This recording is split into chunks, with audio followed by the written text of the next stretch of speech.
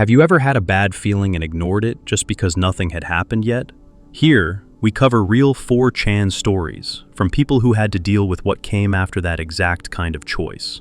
This one slowly turns suspicion into something much harder to dismiss.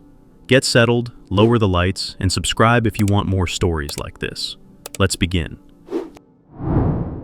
I've worked the graveyard shift on the slots floor at a casino off the boardwalk in Atlantic City for 3 years now. And if you've never done overnights in a place like that, understand this: the weirdness is the baseline. You get used to it. The guy who plays in a bathrobe at 4 a.m., the woman who eats cold spaghetti out of Tupperware between spins, the couple who fight in whispers for 6 straight hours without ever standing up. You stop noticing, you learn to walk past. But there was one woman I noticed from my first week. Small, maybe in her 70s. She wore the same beige cardigan every night, the kind with wooden buttons and pilling around the elbows. And she carried a plastic Wawa bag with what I assumed was a sandwich inside, though I never once saw her eat. She played the same machine, old 3-reel Wheel of Fortune, near the end of aisle 12, closest to the emergency exit. She showed up at 2 in the morning and left at 4. Never earlier, never later. The floor manager, a heavy-set guy we called Bear because his real name was 2 syllables no one bothered with, told me on my second week that she'd been coming in longer than anyone remembered.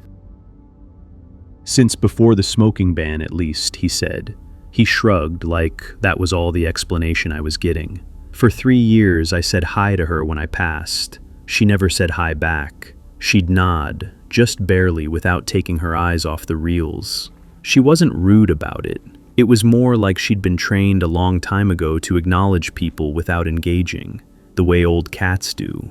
I didn't think about her much. That's the honest truth. Even the strange things about her, I filed away without pulling out. She never used a rewards card. She paid cash. She only played the max bet, which, on that machine, was $2.50 a spin. And in 3 years, I never once saw her hit anything bigger than a small line pay. She was losing hundreds of dollars a night, in slow, steady drips, and she kept coming back. That part I actually did think about, sometimes. In the way you think about a leaky faucet in someone else's apartment, not your problem. Then one Tuesday in early November, the floor was empty. Off-season, weekday, cold rain coming in off the Atlantic and turning to sleet against the big smoked windows.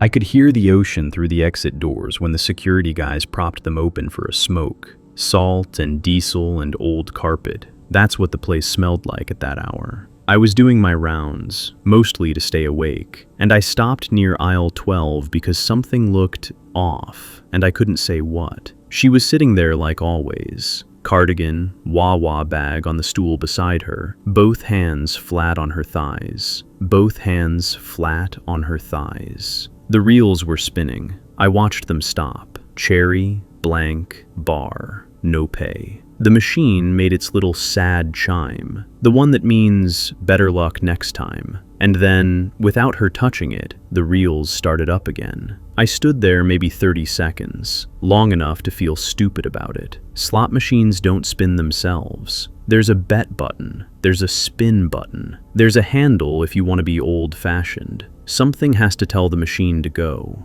I figured she was hitting a foot pedal, or she'd rigged some kind of auto spin, or there was a glitch, or my eyes were tired. I've been up since noon the previous day at that point. Fine.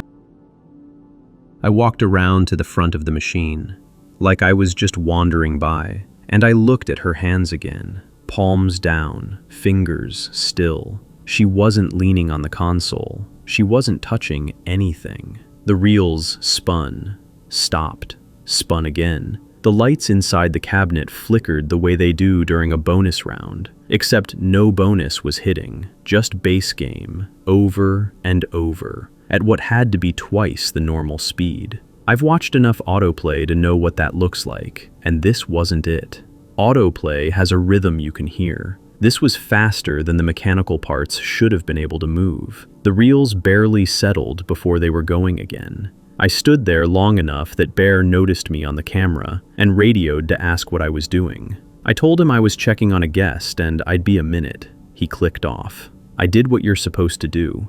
Casino training says if a machine is behaving strange, You approach the guest, you're friendly, you don't accuse, you ask if everything's all right, and you call tech. Simple. I'd done it 100 times for card readers eating credits or bill validators jamming up. I stepped over. "Ma'am? Everything okay tonight?" She turned her head.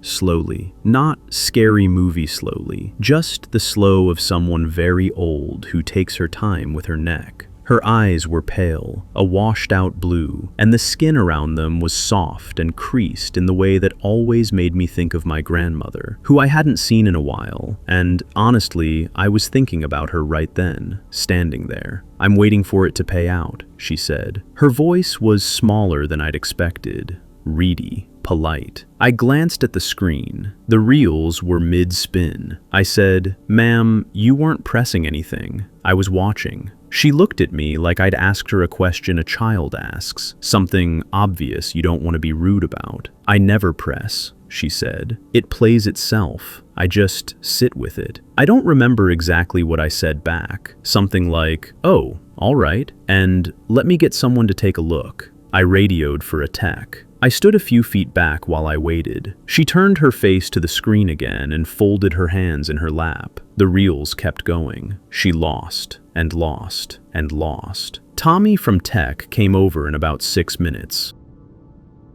He's a guy in his 50s who's been fixing these machines longer than I've been alive, and nothing surprises him. He asked her nicely to step aside for a moment, and she did, without a word. She stood next to me and waited, her Wawa bag hanging from 2 fingers. Tommy pulled the service key, opened the cabinet, did his thing. He ran the diagnostic. He pulled up the game log. He plugged in his little handheld and looked at me over the top of his glasses. "Machine's fine," he said. "RNG's fine. Log shows normal play. Spins triggered by console input, every one of them." I said, "There was no input. She wasn't touching it." He looked at me for a beat, then looked at her. She was staring at the carpet, patient as a kid waiting for a bus. He shrugged the smallest shrug a person can shrug. "Log says otherwise, boss." I'm not going to pretend I was cool about it. I told her, as politely as I could, that we needed to take the machine out of service for maintenance, and would she mind coming back another night. I offered her a comp for a coffee at the cafe, which was closed at that hour, and she just nodded, that same tiny nod she always gave me, and picked up her bag and walked out through the aisle toward the front lobby. She didn't argue. She didn't look back at the machine. She didn't look at me either. Tommy locked up the cabinet, put a service tag on it, and went back to his shop. He asked me if I wanted him to pull the video. I said yes.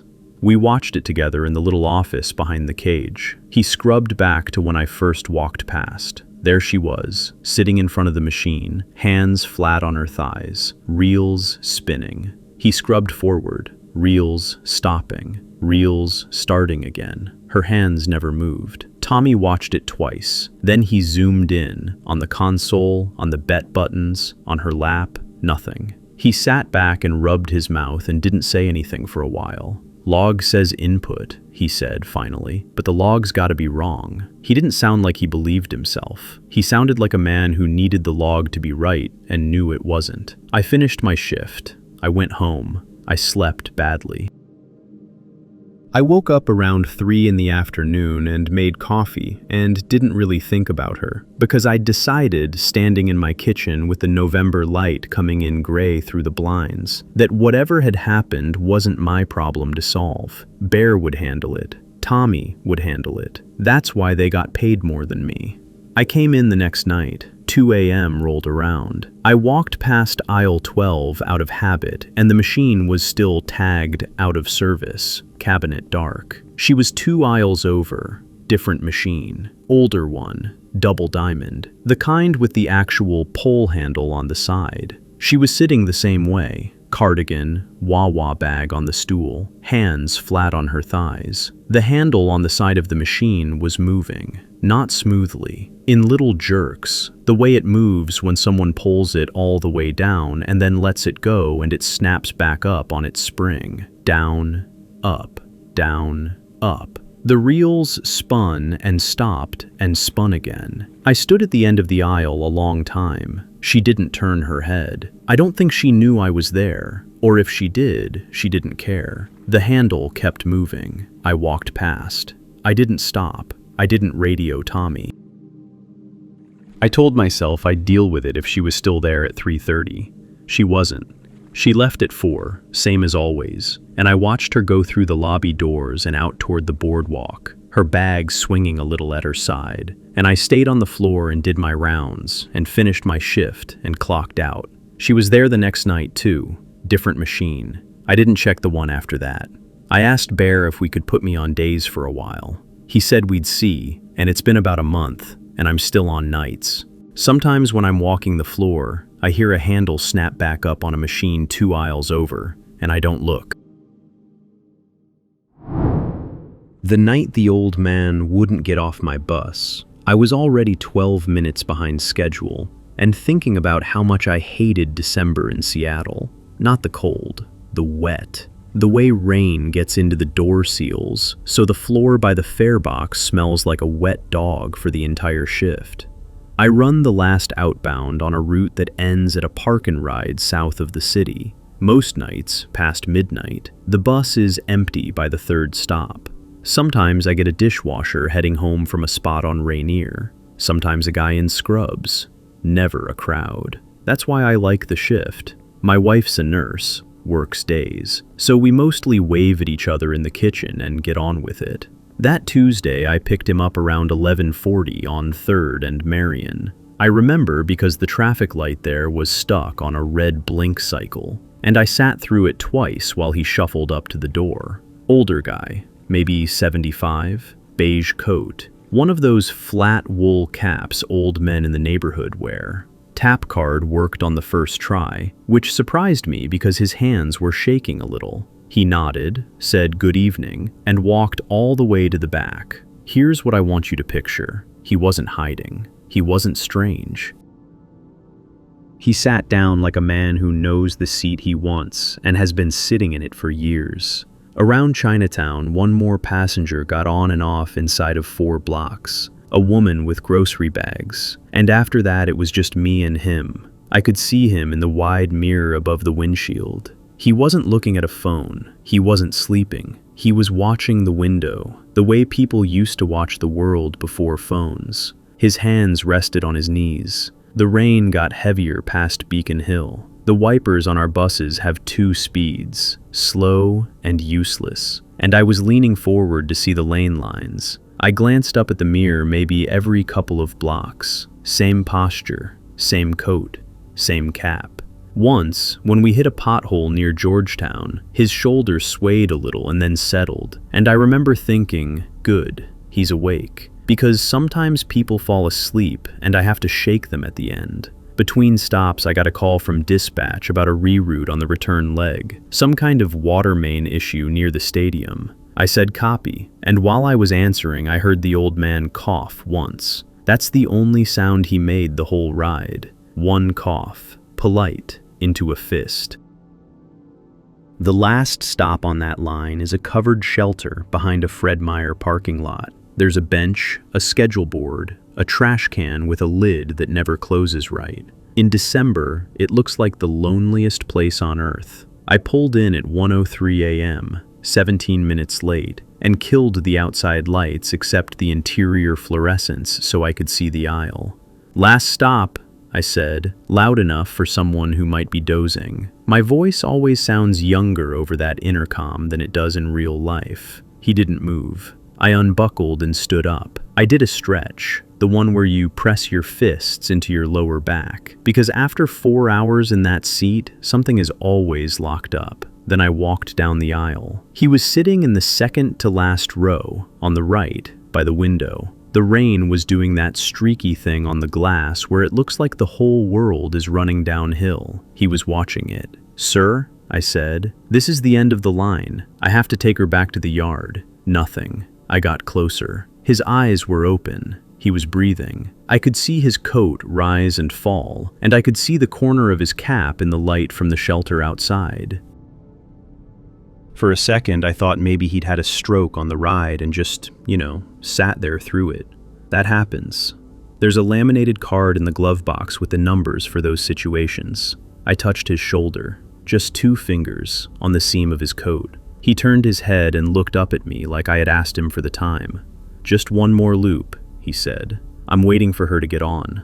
I want to tell you what his face did, because it wasn't crazy. That's the part that stuck with me. He wasn't lost. He wasn't scared. He looked at me the way you'd look at a waiter who came to clear your plate before you were done. A little bit of apology, a little bit of patience. Like I was the one who had misunderstood the situation. I looked at the door of the bus. He was looking at it too. It was closed. The rain was hitting it and running down. There was nothing on the other side of the glass except the yellow paint of a parking stripe.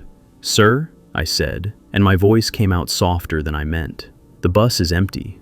Nobody else is coming." "She'll come," he said. "She always does. She waits at the shelter." I told her I'd be on the last one. I stood there for I don't know how long. Maybe 10 seconds, maybe 30. The heater kicked on in a cycle and blew warm air at the back of my neck. I could hear my own radio squawking up front, someone at the yard asking about a bus number that wasn't mine. Here's the thing I keep coming back to. If he'd been drunk, I would have known what to do. If he'd been on something, I would have known what to do. If he'd been the kind of guy who yells or swings, I have a button under the dash, and I know exactly which words to say into the mic. But he was just an old man in a clean coat, saying please in a roundabout way. "Okay," I said. "Tell you what, why don't we step out to the shelter, and I'll wait with you until we figure it out. It's warmer with the seats out of the wind."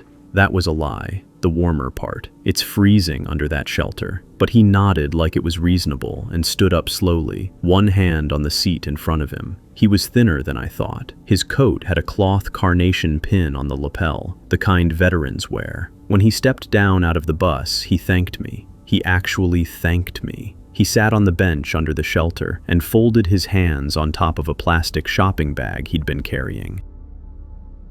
I hadn't noticed the bag on the ride. Inside it, through the plastic, I could see a boxed slice of grocery store cake with white frosting and a sugar rose on top. I got back on the bus and closed the door most of the way, not all the way. Then I picked up the radio. "Yard, this is 4106, I said. "Non-emergency. I've got a gentleman at Shorewood End Stop. He's calm. He's fine. But he's not entirely oriented. I don't want to leave him here." Dispatch that night was a woman named Rita. She's got one of those voices that makes you feel like everything is going to be handled. She said, "Hold on." Then she said, "Is he in any danger where he is?" I said, "No. He's under the shelter. He's dry. He's sitting." She said, "Okay, I'm going to call the non-emergency line and see if we can get somebody out to do a wellness. Give me 5. While I waited, I watched him through the window of the bus. He was looking at the door where I'd let him out. Every time a car went by on the far side of the lot, his head turned a little. Not a lot, just enough to check. Rita came back on and said a social services car was maybe 15 minutes out. She said, "Are you okay to sit?" I said, "Yeah." I was pretty far off schedule anyway. The car showed up in about 12. A woman got out, mid-40s, hood up against the rain, and walked over to the shelter like she'd done this 100 times. She sat down next to him. She didn't crouch. She didn't stand over him. She sat. I couldn't hear what they said, but he took the cake out of the bag and showed it to her, and she nodded like he was showing her a photograph. After a minute, she came over to my window. I rolled it down. "He lives about 6 blocks from here," she said. "We know him. His wife passed last December. He used to work nights, and she'd walk out from their apartment every evening and wait at this shelter for him to come off shift. He'd step off the bus and she'd be right there, and they'd walk home together." I didn't say anything. "He does this sometimes," she said. "Not often. Around the anniversary. His daughter has an alert set up, but he slipped out tonight. She's on her way. We'll get him home." I nodded. I asked if there was anything else I needed to do. She said no, thank you. You did the right thing not rushing him. She said a lot of drivers would have just, you know. And she made a little gesture with her hand, like brushing something off a table. I watched her walk him to the car. He didn't look back at the shelter. He looked once at my bus and lifted a hand at me. I lifted one back. I sat there for a minute after they left. The heater cycled again. The rain was easing up. On the seat where he'd been, there was one wet spot from his coat and nothing else. No bag, no cake. He'd taken it with him. I called Rita and told her I was clear. She said, "Do you want somebody to ride the deadhead back with you?" I said no, I was fine. She said, "Okay, take it slow." I made the loop back to the yard alone. Every stop I passed, the shelters were empty. I don't know what I expected. I kept looking at them anyway. I don't work that line anymore. They rotated me to the north side in January, and I didn't ask to switch back. I told my wife about it the next morning, over coffee, and she just put her hand on top of mine for a second, and then got up to rinse her mug. That was the right amount, I think. Anything more would have been too much. Sometimes, on my current route, I'll see an older person sitting alone on a bench that late, and I slow down, whether they've flagged me or not, just to look, just to make sure they're waiting for a bus and not for someone who isn't coming.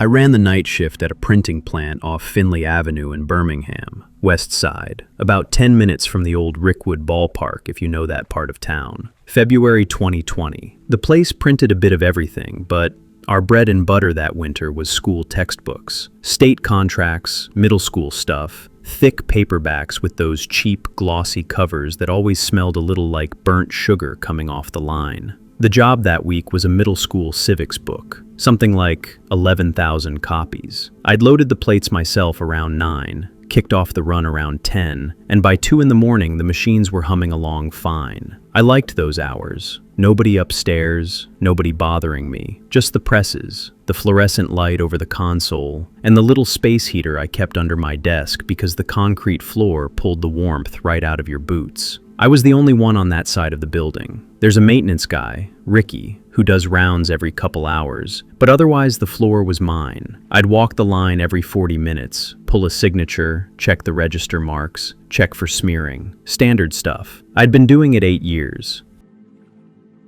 Around 3:30, I pulled a book off the stack for QC, flipped through it. Everything looked normal. Chapter about the Bill of Rights, chapter about local government, chapter about the judicial branch. I remember I actually stopped and read a paragraph about jury selection because I found it kind of funny how simple they made it sound.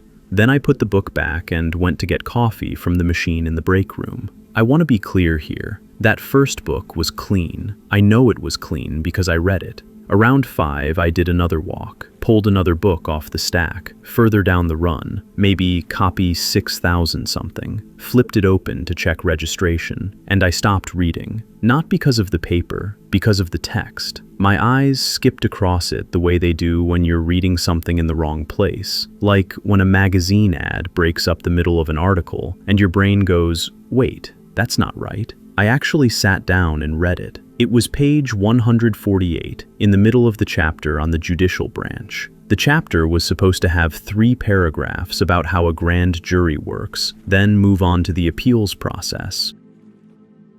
Instead, sitting in the middle of that page was something else. About a page and a half of what looked like a police narrative. Names. An address on 14th Street South. A description of a maroon Ford Taurus with a specific plate number. A description of what somebody had been wearing on a specific night in January. The location where a body had been found and how it had been positioned. The initials of 2 detectives. I don't remember standing there. I remember sitting on the floor with the book open in my lap, my back against the leg of the press. My coffee had gone cold on the console. I checked my watch and 20 minutes had passed. I got up. I pulled another book. Same page, same text. I pulled another. Regular civics chapter, back to normal. I pulled another, altered again. I did this maybe 15 times, going up and down the stack, and I couldn't find a pattern at first. Not every copy was affected. Maybe 1 in 4, maybe 1 in 5. But the ones that were affected all had the exact same replacement text on the exact same page. I killed the run. You're not supposed to kill a run without approval, but I did it anyway. Locked the presses out, walked back to the office, pulled up the digital files we'd loaded that afternoon, the PDFs the client had sent, the plates we'd generated, all of it. Page 148 in the file was clean. Grand juries and appeals, exactly like it was supposed to be. I opened the plate imaging log. No anomalies. I checked the plate itself, the physical aluminum plate on press 3. Clean. The text on the plate matched the file, but the paper coming off that plate had different words on it. I sat there for a long time. I called my shift lead, Marcus, and told him I needed him to come in. He lived 20 minutes away, and he sounded like I'd woken him up out of a dead sleep, which I had. He asked me if I was sure. I told him to just come look. While I waited, I did something I probably shouldn't have. I took one of the altered copies, and I actually read the whole thing. All of it, sitting there in the office with the door closed. The narrative described a killing. It didn't use that word, but that's what it was. It gave a date in January of that year. It gave a neighborhood I recognized, over near Ensley. It described the victim as a woman in her 30s, gave her first name, described what she'd had in her purse. It described a suspect but didn't name him, only gave a physical description and a note that he was known to the family. It gave the make and model and plate of the car. It mentioned a witness who had seen the car parked on a side street around 11 at night. It gave the witness's first name, too. The whole thing read like somebody's case notes. Not a newspaper article, not a novel, not even a police report exactly. More like the kind of running summary a detective might type up for himself to keep the details straight. There were even little parenthetical notes. One of them said something like, "Confirm timing with cell records," in the middle of a sentence. Marcus got there around 6. He read it. He read another copy. He read a third. He didn't say much. He just kept turning to page 148 and reading it again, like he was waiting for it to change back. He asked me if this was a prank. I told him I didn't know how anybody would have pulled it off. He asked me who'd been on the floor. I told him nobody except me and Ricky was on cameras the whole night, which he was. Marcus looked at the plate himself, then at the file. Then he told me to shut everything down and go home and not talk to anybody. He said he'd call the owner. I didn't sleep. I sat in my kitchen in the dark and drank 2 beers I didn't really want. I came back the next night and there were 3 guys there I'd never seen before. Not police, techs of some kind, brought in by the company. They'd taken press 3 apart. They had the plate under a light with some kind of scanner. They had the raw PDFs open on a laptop. They had somebody from IT going through the network logs. They spent, I think, most of a week on it. I heard secondhand that they eventually gave up. Everything checked out. The file was clean, the plate was clean, the ink was clean, the paper was clean. There was no mechanism they could point to. One of them told Marcus, and Marcus told me, that as far as they could determine, the altered text simply should not have been physically possible to produce with our equipment from our files. The whole affected portion of the run was pulped, about 2,200 books, I think. We reprinted, kept our contract, and life went back to normal by the end of the month. Nobody wanted it written down anywhere. There was no incident report, no formal write-up. Marcus told me once, in the parking lot, that the owner had explicitly said he didn't want to know. I kept a copy. I know I shouldn't have, but I did. I slipped it into my bag the night I killed the run, before Marcus got there. It's still in a drawer in my spare room, in a manila envelope, at the bottom under some old tax paperwork. Here's the part that keeps me up sometimes. The case closed in May, 3 months after all of this. I'd been checking the local news pretty much every day since February, trying to figure out if any of what I'd read matched something real. And there it was, a short piece on al.com. Investigation into the January death of a woman in Ensley had been closed due to insufficient evidence. The article gave her first name, same first name that had been in the book, gave the neighborhood, same neighborhood. I want to be careful how I say this next part. Not everything in the book matched what came out publicly. Some of it did. The name matched. The neighborhood matched. The general timing matched. A detail about the car was mentioned in a follow-up piece 6 weeks later, and that detail was in the book too. The witness's first name was never in any story I found, so I don't know about that one. The stuff about cell records, the specific address on 14th Street, the description of how the body had been positioned, none of that was ever public, as far as I can tell, so I don't know what to do with it. I've thought about calling somebody, I've thought about it for 4 years. But what am I going to say? That a school textbook told me things about a closed murder case, and I can prove it because I have a copy in my drawer that came off a press that couldn't have printed it. That's not a phone call anybody takes seriously. The plant closed in 2022. Different reasons. Nothing to do with this. Marcus retired. Ricky, I lost touch with. I moved out of Birmingham the year after. The book is still in the drawer. I haven't opened it in a long time. I don't need to. I remember the page. That's where we'll stop for today, guys. Comment which part made you feel the most uneasy, and hit the like button if you want more. 4chan has a strange way of hiding disturbing things in plain sight, right between posts you'd normally scroll past. Maybe that's why some of these stories feel so wrong. Watch the little things around you, and I'll see you next time.